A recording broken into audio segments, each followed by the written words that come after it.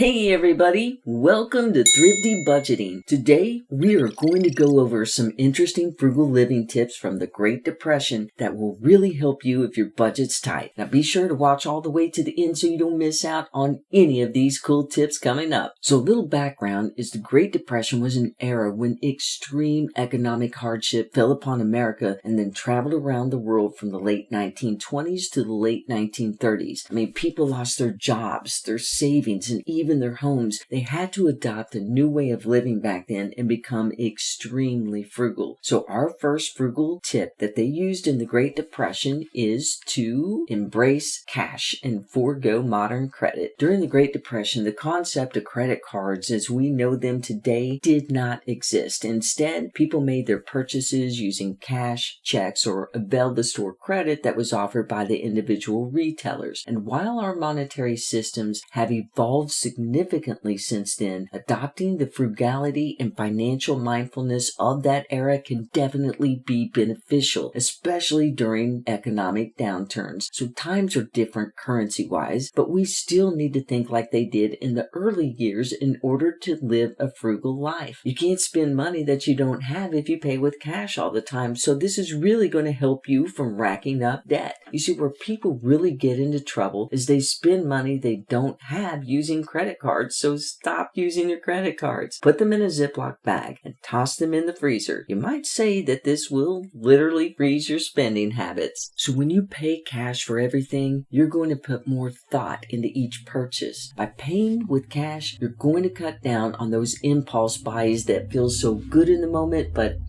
regret later. There are a lot of perks to using cash for all of your purchases. So since the pandemic, many places of businesses are now charging you a fee to use a credit card. It's a convenience fee. It's convenient for the businesses because they aren't stuck with the processing fee. You are. Also, by using cash only, you avoid having to pay interest and possible late fees. When you use credit cards, you really have no idea what you're spending, and most people using plastic tend to overspend. When you pay with cash, you are typically spending less because it's tangible and you can actually see and feel it leaving your hands. So cash will keep you on your budget far better than plastic ever will. So if you really want to stretch your dollar and budget like they did in the Great Depression, use cash, not plastic. But before you go buying something new, be sure to repair and reuse things. During the Depression era, people had to really rely on what they had. They didn't have flowing cash. If something broke, they fixed it rather than replacing it immediately. Very little was wasted during that time. We can learn a lot from their way of living for sure. So if you're on a mission to becoming more thrifty, saving and reusing and even fixing things is a top priority that can save you a lot of money. People during the Great Depression had to learn to be creative and resourceful. It wasn't easy, but they did it. We have resources at hand that they never did. Use the internet. Get on YouTube for do-it-yourself videos. There are thousands of them online, and it's a lot cheaper to find a handy do-it-yourself video to fix something rather than to hire a handyman to fix it, or worse, throw it out and replace it. That's something in the Great Depression that they would never do. They saw it as a waste of their hard-earned money to throw something out. They definitely learned and set an example of how to be thrifty. So adopt the mindset of the 3 R's: reuse, repurpose, and repair. Many young people today don't even realize that a pair of sneakers can be fixed. Fix floppy shoe soles with shoe glue. There's no sense of throwing something away when it can be repaired for just pennies. And when push comes to shove and you really have to budget and live frugally, make use of what you have and don't waste anything. In those tough times when you go to the store, be sure to spend cash with caution. To live frugally, you really need to be mindful of your spending habits.